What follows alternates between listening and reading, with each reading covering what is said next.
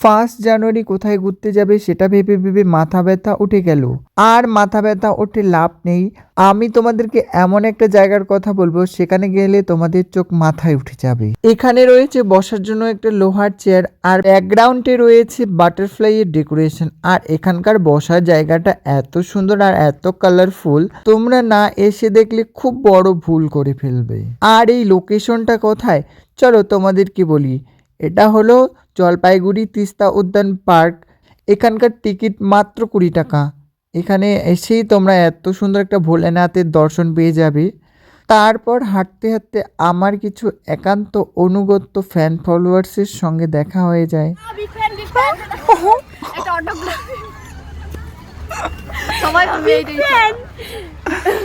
তারপর হঠাৎ করে আমরা একটা গুহার সামনে এসে পড়ি। তো গুহাতে এত হিংস্র জানোয়ার ছিল, তো সেটা আমাদের জন্য নয়। তো আমরা একটু সাইড কেটে চলে আসলাম। সো গাইজ, আজকের ভিডিওটা এতটুকুই। ভালো লাগলে লাইক কমেন্ট শেয়ার করে দিও। দেখা হচ্ছে নেক্সট ব্লগে। ততক্ষণের জন্য টাটা, বাই।